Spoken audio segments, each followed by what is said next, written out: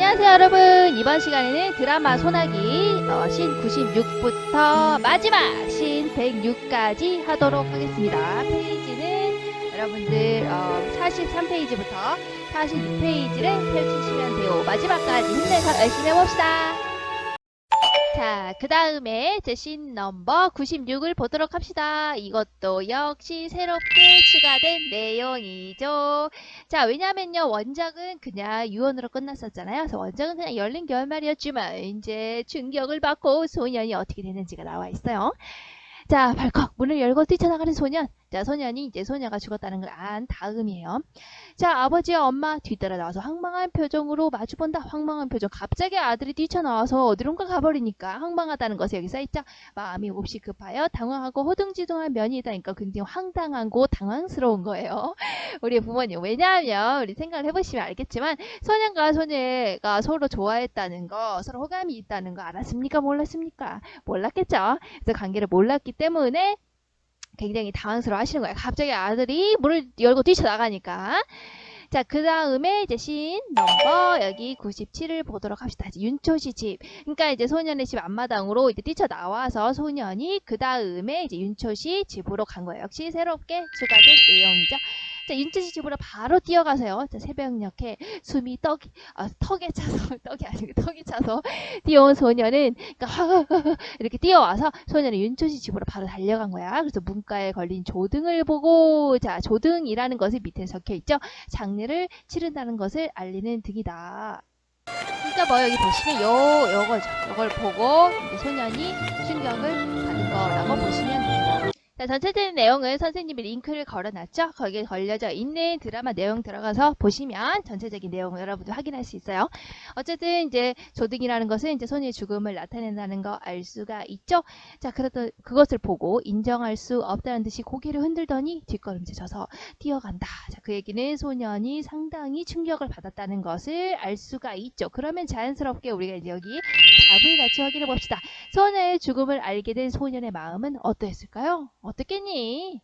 답을 볼게요. 자, 큰 충격을 받았을 것 같다. 그렇죠. 충격을 받았으니까 그렇게 행동을 했겠지.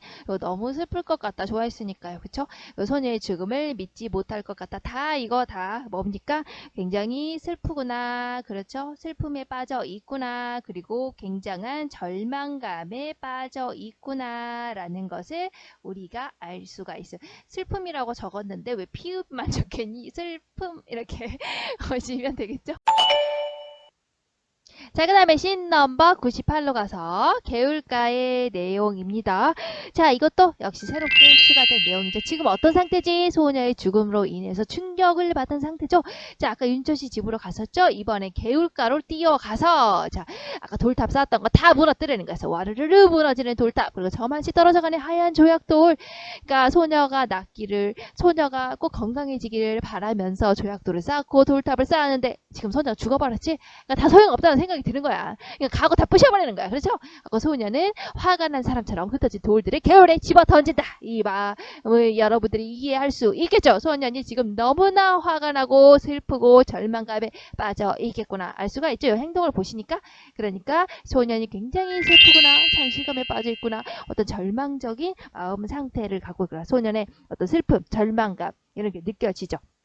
그러니까 여기서 소년이 돌탑을 무너뜨린 까닭이 뭘까요? 바로 소녀의 병이 낫기를 바라면서 돌탑을 쌓았는데 아무런 효과가 없잖아요. 소녀 죽었잖아요. 그러니까 너무 화가 나고 슬프고 그런 마음에서 돌탑을 무너뜨렸구나. 여러분들이 이 행동을 보고 파악을 할 수 있으면 되는 거예요. 자, 그래서 돌탑을 무너뜨리는 소년의 행동에 담긴 심리 상태를 보면 맨 처음에는 소녀의 병이 낫기를 빌면서 돌탑을 쌓았죠. 그리고 나서 소녀의 죽음을 알게 됐죠. 그리고 나니까 열받아가지고 돌탑을 무너뜨리고 흩어진 돌들을 개울에 막 던지게 됐죠. 자, 이런 행동을 통해서 여러분들이 이제 소년의 마음 상태 어떠다는 거 알 수 있습니까? 결국에 소녀가 죽게 됐다는 사실에 대해서 굉장히 슬프구나, 상실감에 빠져 있구나, 절망감에 빠져 있구나 라는 거 파악이 되시죠? 자, 다음 장으로 넘겨서 자, 소년이 다 거짓말이야. 다 거짓말이라고. 거짓말이야. 그 얘기는 이제 소년이 그렇게 바랬던 소녀가 낫기를 바랬던 그 소원이 이루어지지 않았다라는 걸 여러분들 확인할 수가 있겠죠? 자, 무릎을 모아 고개를 박은 채 서럽게 우는 소년 너무너무 슬픈 거야. 자, 그런데 너무 슬픈 와중에 우리는 이제 시험 문제를 맞으니까 보시면 이제 원경이라는 카메라 기법이 들어가 있다. 역시 체크를 해둬야겠죠? 선생님 굉장히 많이 얘기를 했죠. 원작 소나기는 소설이었고 책이었죠. 하지만 이것은 재구성된 소나기는 뭐라고? 드라마라고 촬영을 한다고. 그러니까 카메라, 뭔가 촬영을 하는 카메라 기법 용어가 들어간다는 게 특징. 이거 차이점, 그쵸? 자, 그러면 원경은 뭐냐? 멀리서 찍는 거예요. 자, 여기 밑에 보시면 써있어요. 원경은 사진이나 그림에서 먼 곳에 있는 것으로 찍히거나 그려진 데 등그 멀리 당기는 거야. 우리가 이제 가까이 찍는 것은 이제 클로즈업이잖아. 이제 멀리서 찍는 거죠. 자, 그래서 멀리서 찍는 거 옆에 선생님이 이제 낙서 같지만 이제 그림이에요. 놀랍게도. 여기 보시면 이게 뭘 원경으로 잡은 거냐? 자, 우는 소년의 얼굴 여기까지는 이제 클로즈업을 했겠죠. 아무래도 이제 좀 가까이 찍는 게 소년의 슬픔, 뭐 얼굴 표정 이런 게 더 잘 보이잖아. 자, 근데 갑자기 원경 멀리서 당기면 소년이 이렇게 보인다는 거야. 옆에 이렇게 놀랍게도 돌탑이에요. 이게 소년이에요. 자, 옆에 이렇게 해서 보이는 거지. 자, 원경으로 잡아서 커다란 나무 아래, 그럼 이거는 이제 커다란 나무가 되는 거야. 나무 아래 아주 작고 외롭게 보이는 소년이라고 쫙 잡은 거야. 그래서 멀리서 잡는 것을 원경이라고 하는데요. 이렇게 멀리서 잡게 되면은 이제 옆에 배경이랑 소년의 모습이 같이 나오게 되죠. 그럼 어때? 나무는 엄청 커다란데 소년은 쬐끔하잖아. 그럼 어때? 소년이 굉장히 작고 외롭고 왜소하고 이런 것들이 더욱더 부각되는 효과가 있겠죠. 왜냐면 이 두 개가 서로 대비가 되니까 얘는 상대적으로 크고 얘는 작고 왜소하고 그러니까 외롭게 보이지 않을까. 더 그러니까 소년의 외로움이 더욱더 강조되는 효과가 있는 겁니다. 자, 그래서 큰 나무와 작은 소년의 모습이 대비돼서 소년의 외로움을 강조하고 있다. 그래서 이걸 위해서 뭘 썼다고? 바로 원경이라는 카메라 기법을 쓰고 있구나. 이렇게 보면 되겠네요. 자, 여기까지가 이제 돌탑을 무너뜨리면서 굉장히 슬퍼하고 있는 소년의 모습이었네요. 자, 그 다음에 씬 넘버 99로 가서 이제 마을길 부분입니다. 역시 새롭게 추가된 내용이죠. 이제 어떤 상황이었죠? 소녀가 죽고 난 이후에 이제 소년이 얼마나 절망했는지가 자세하게 드러나 있는 상황이죠. 드라마에서는 좀 더 다르게. 자, 그럼 그거를 계속 생각하면서 보세요. 자, 원작과 다르게 드라마에서는 소녀가 죽고 난 이후에 소년의 절망감이 잘 드러나 있다. 바로 이런 씬들을 통해서. 자, 마을길 부분에서는 가을 거지가 끝난 황량한 벌판을 걸어가는 소녀. 왜 이렇게 발음이 이상한 거예요? 걸어가는 소녀는 맨발이다. 자, 우리가 뭐 이거 그냥 생각을 해보시면 우리 아까 신발 있었죠? 깨맨 고무신. 소년이 신고 있는 신발이 너덜너덜했다고. 깨맨 고무신은 이제 소녀와의 추억이 있는 거잖아. 근데 맨발로 걷고 있다는 것은 굉장히 절망적이다. 이제 소녀와의 추억 같은 거 이제 에이, 모르겠다. 뭐 이런 식의 이제 마음 상태라는 거 좀 이해할 수 있겠죠? 자, 걷다가 멈춰서 서는 소년. 발을 들어보면 모난 돌멩이가 있다. 오, 그렇구나. 돌멩이가 막 찌르는데도 막 그냥 걸어가는 거야. 터덜터덜 막 이렇게. 자, 신 60일, 이제 신 60일은 이 책에는 교과서에는 없는데요. 이제 여기에 뭐 내용이 있었냐면 이제 맨발로 걸으면서 환하게 웃던 소녀의 모습이 이어서 소녀와 함께했던 예쁜 추억이 떠오른다. 그러니까 이제 맨발로 이제 벌판을 걸어가면서 소녀와 있었던 이제 즐거웠던 추억 이런 것들 하나씩 떠올리고 있다. 이렇게 생각하시면 될 것 같아요. 자, 흐르는 눈물을 소매로 훔치며 걸어가는 소녀. 자, 왜 흐르는 눈물이 왜 흘렀을까? 바로 이제 소녀의 죽음 때문에 굉장히 마음이 슬픈 상태라는 거 알 수가 있겠죠? 자, 발판에 덩그러니 꽂혀있는 허수아비 짙은 그림자를 뒤로 하고, 허수아비는 또 뭐 어떤 거였니? 소녀와의 뭐 추억 같은 게 있었잖아, 그지? 자, 길고 길게 지루하도록 길게 펼쳐진 길을 걸어가는 소년의 뒷모습.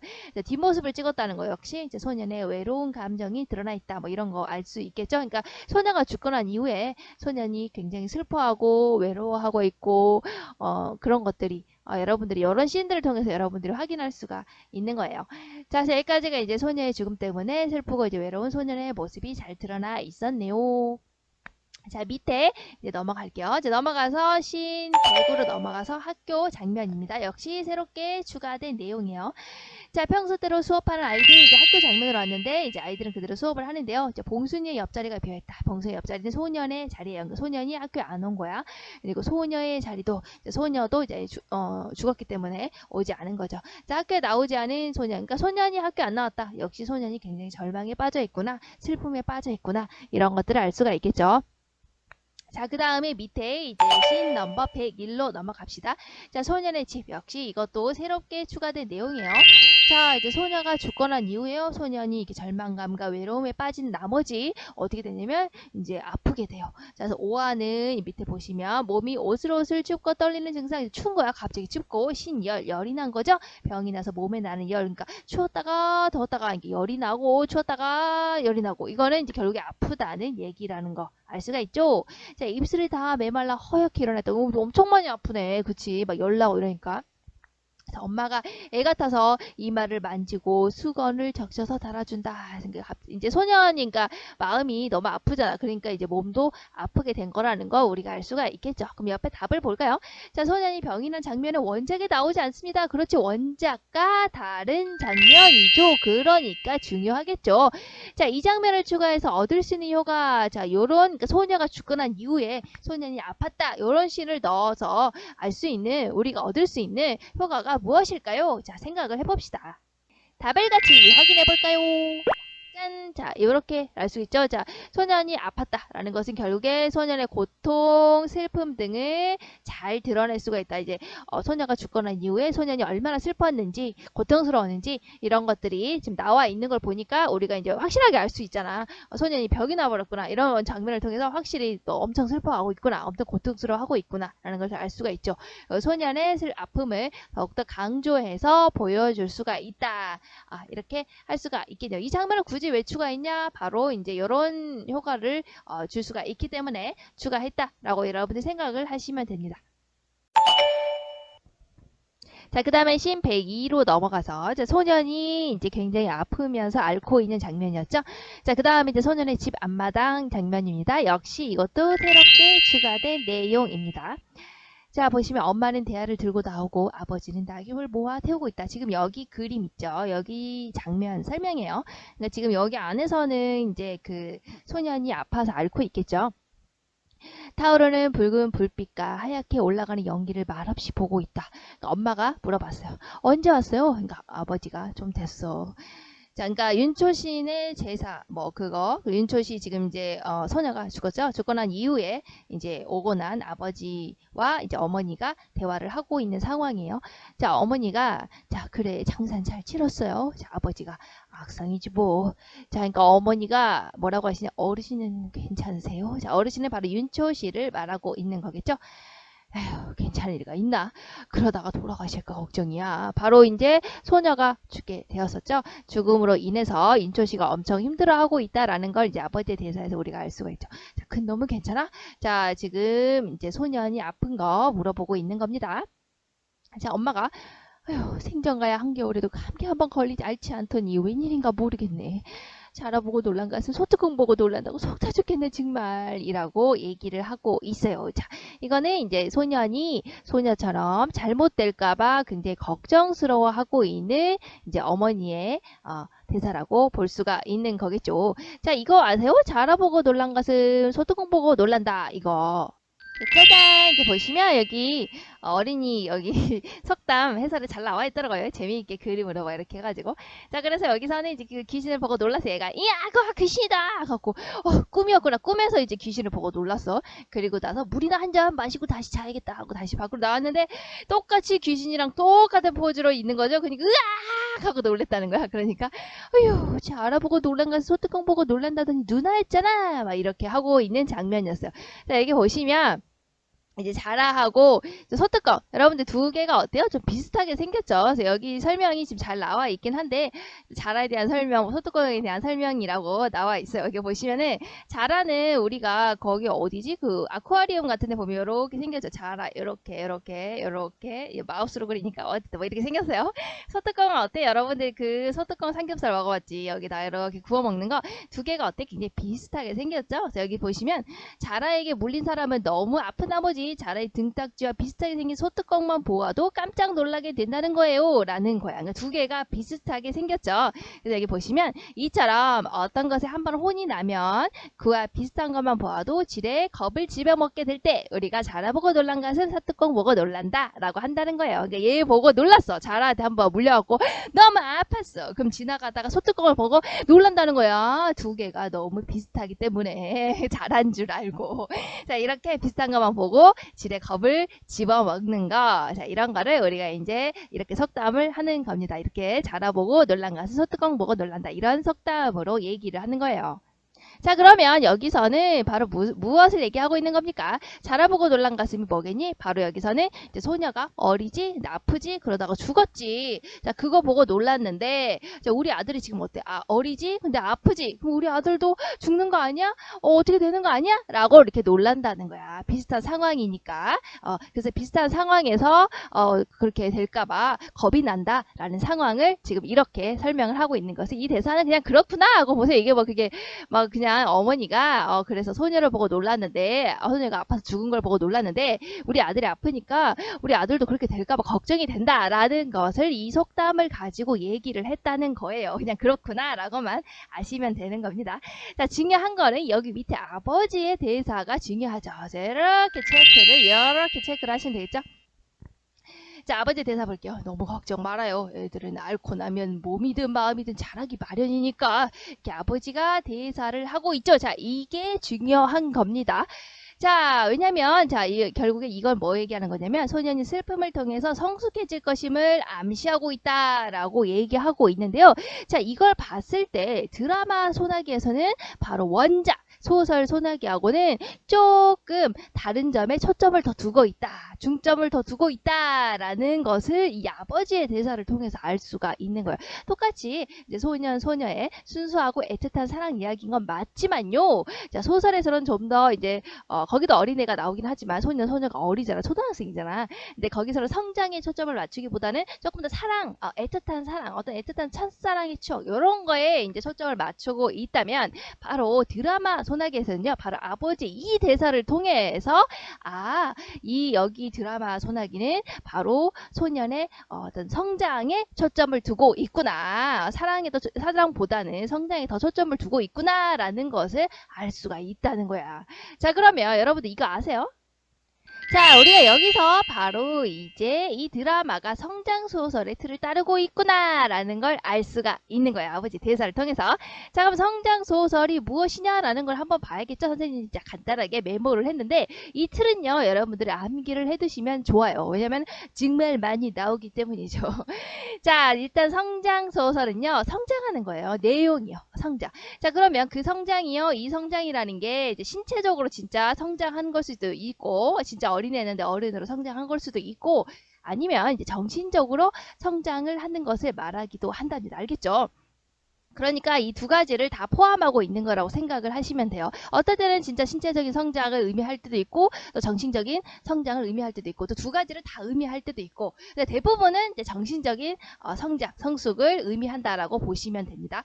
자, 이 틀은요 어떻게 되냐면 맨 처음에 미성숙한 어린아이가 나와요. 근데 진짜 어린애일 수도 있고 이제 마음이 미성숙한 그런 어린아이일 수도 있고 자, 그런데요 그런 어린아이가 어떤 아픔을 겪게 돼요. 이제 사건에서 아픔 아니면 뭐 어떤 갈등이라든가 아니면은 또 뭐 어떤 이제 고통이라든가 뭐 이런 거를 겪게 된답니다. 자, 근데 그거에서 끝나는 게 아니에요. 그것을 어떻게 한다고? 바로 극복해가는 과정에서 얘가 어떻게 된다고 극복해가는 과정에서 바로 성숙한 어른이 되어가는 요 과정을 다루고 있는 것이 바로 성장소설이라고 한답니다. 알겠죠? 이런 것을 담고 있는 것을 성장소설이라고 해요. 자, 그럼 포인트는 뭐겠냐? 여기서 포인트는 바로 얘가 겪고 있는 바로 요 아픔이 포인트가 되겠죠. 요 겪고 있는 왜 이게 X가 돼버리냐? 자, 얘가 겪고 있는 이 갈등, 고통 요것이 포인트가 되겠죠. 그럼 생각을 해보세요. 자, 잘 생각을 해보시면 그렇다면 미성숙한 어린아이가 성숙한 어른이 되기 위해서는 요 고통, 갈등, 아픔은 반드시 겪어야만 하는 거죠. 반드시 꼭 겪어야만 얘가 성숙한 성숙한 어른이 될 수 있는 거잖아.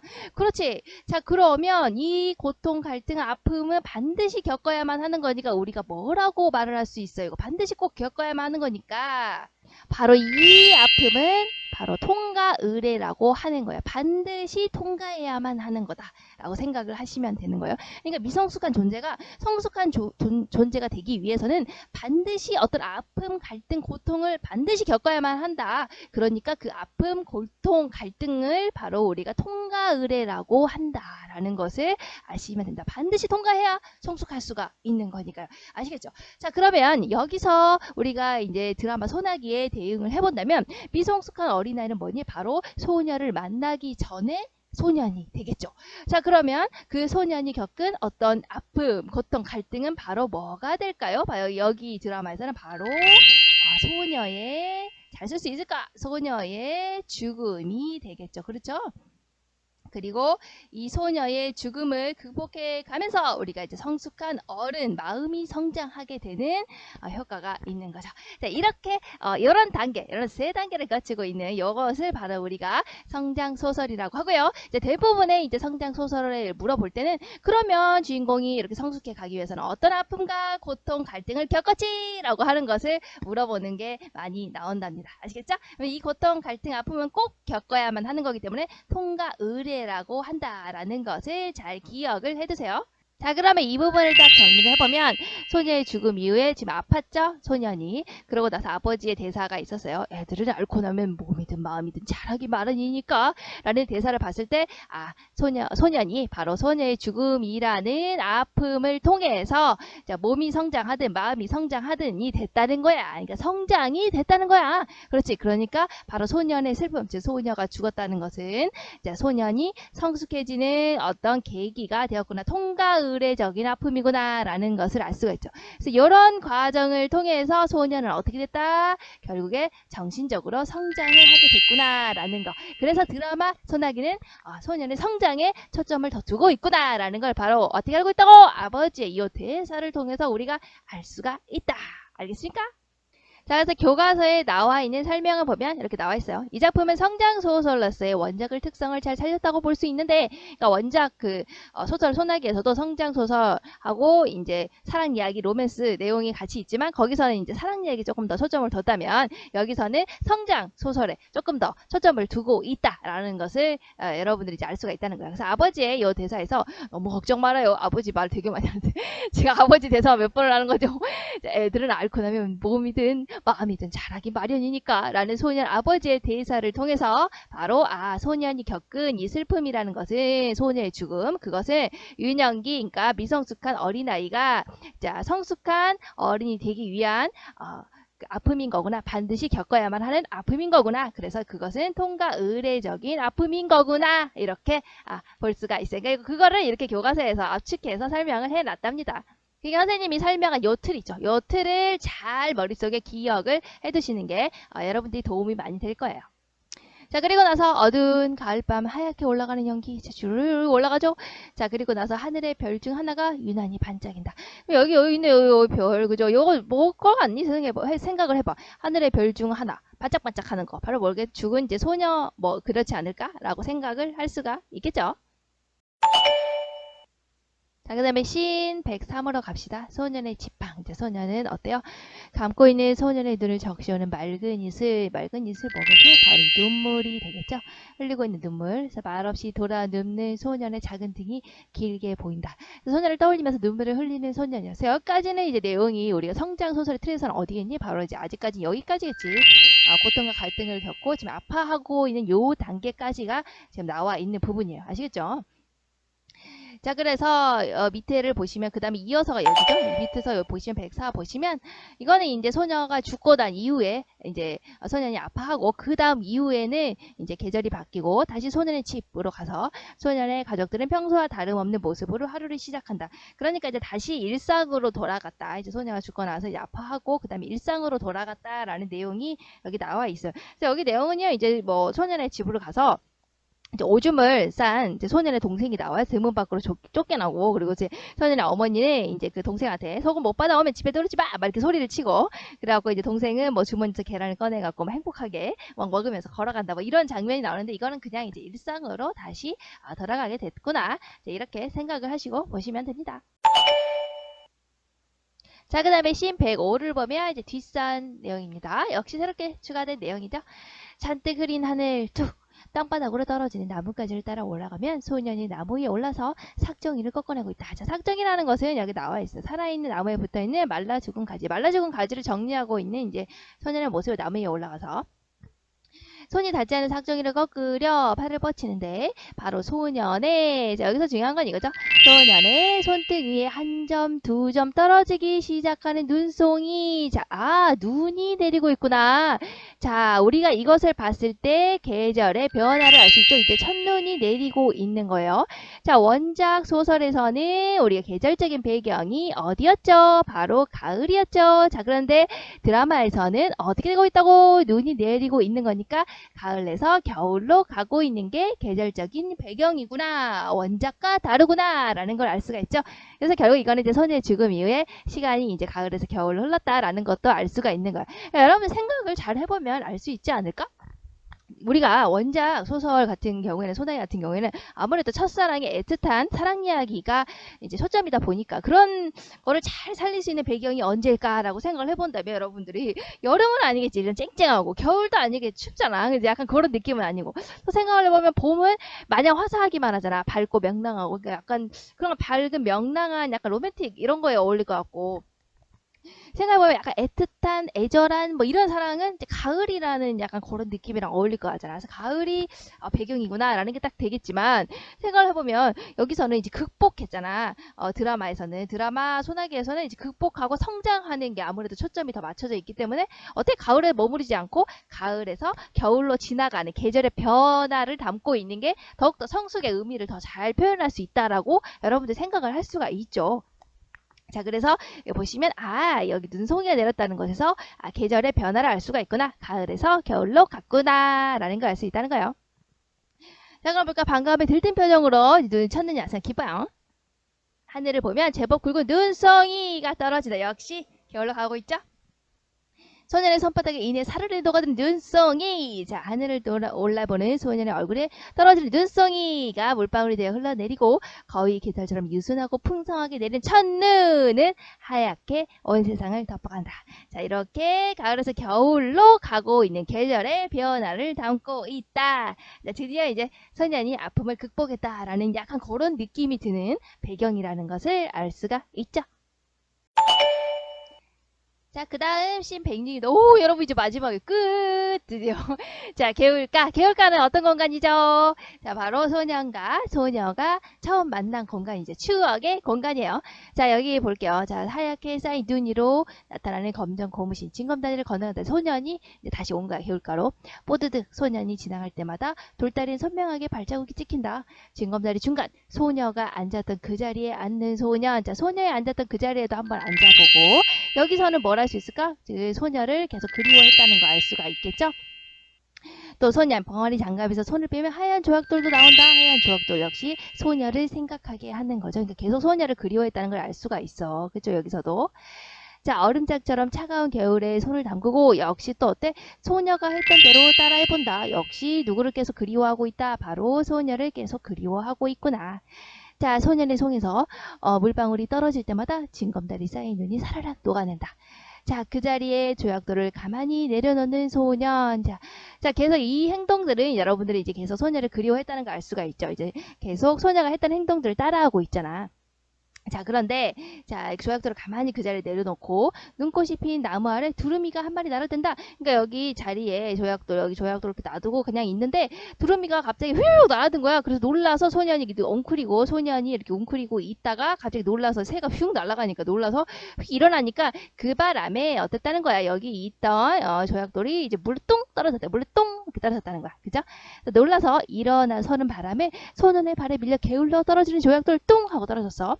자, 그런데 자, 여기에서 이 부분을 봅시다. 자, 이 부분이 여기서 제일 중요한 거죠. 선생님이 뭐라고 했죠? 성장 소설은 미성숙한 어린아이가 어떤 아픔과 갈등과 고통을 극복하는 과정에서 성숙한 어른이 되는 거라고 했죠. 근데 아까는 아픔까지만 나왔잖아. 이제 드디어 성숙한 어른이 되는 바로 아픔을 극복하는 장면이 마지막에 나오게 되는 겁니다. 그래서 중요한 거겠죠. 자, 어느 장면이냐? 바로 이 장면이 되는 거예요.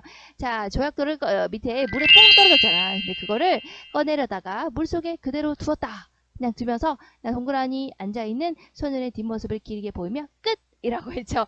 자, 그러니까 조약돌을 꺼내려다가 물속에 빠졌잖아. 꺼내야지. 근데 꺼내지 않고 물속에 그대로 둔 채 그냥 쳐다보고 있었다는 거야. 자, 이게 의미하는 게 무엇일까요?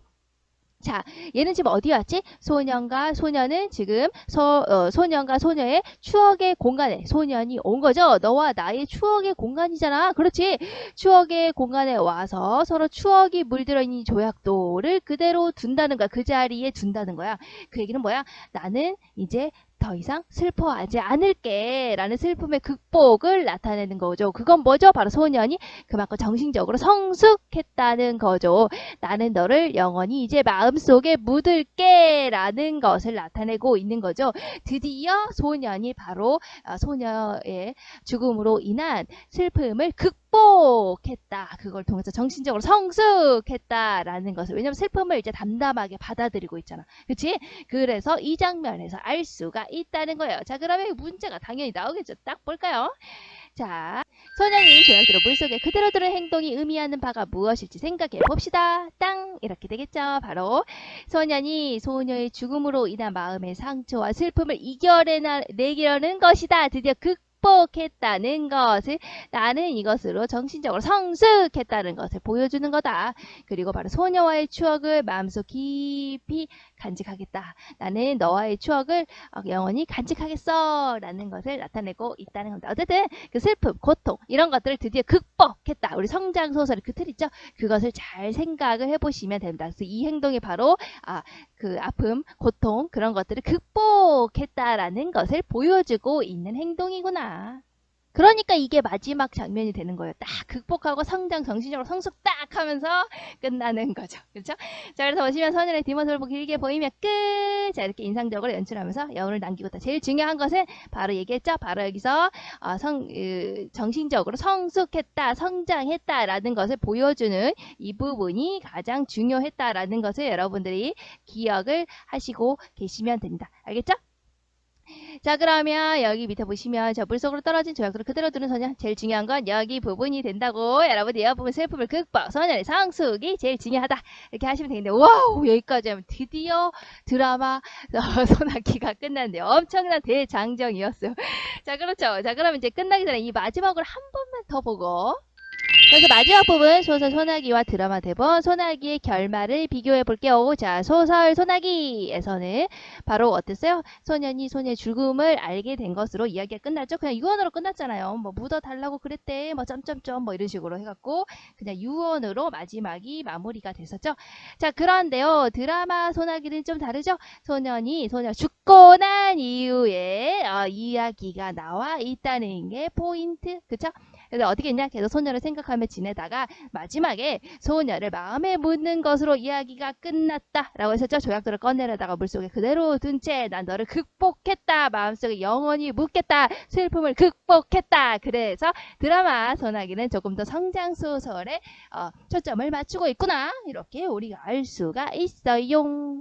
자, 한 방에 보고 끝냅시다. 짠! 드라마 대본이었죠. 우리 재구성된 거는 시간적인, 계절적인 배경은 가을에서 겨울로 가는 거였죠. 그리고 공간적 배경은 농촌, 제재는 소나기였고 순수한 사랑 이야기. 자, 초점은 뭐였죠? 우리 원작과 다른 점에 초점을 두고 보자고 했죠. 그게 뭐였지? 원작이 없는 다양한 인물과 사건이 추가되었다. 선생님 다 얘기했죠. 뭐 장씨라든지 봉순이라든지 아니면 윤철 씨 같은 경우는 비중이 작았는데 원작에서는 작았는데 여기서는 커졌다든지 뭐 이런 거. 그리고 소녀의 죽음 이후의 이야기가 그려져 있다라는 것이 차이점. 영화 말레피센트를 보면요, 여러분들이 성장은 꼭 어린아이만 성장하는 게 아니라는 걸 알 수가 있어요. 미성숙한 어른이었던 말레피센트가 바로 자신이 예전에 저질렀던 잘못을 깨닫고 그것을 치유하는 과정에서 정신적으로 성숙해가는 과정을 볼 수 있답니다. Because what I've done to you is unforgivable. was so lost in hatred and revenge. Sweet Aurora, you stole what was left of my heart, and now I've lost you forever.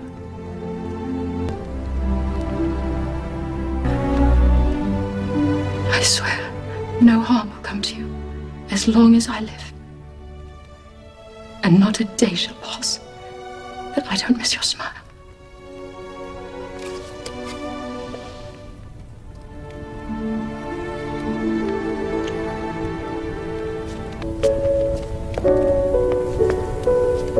Hello, Godmother.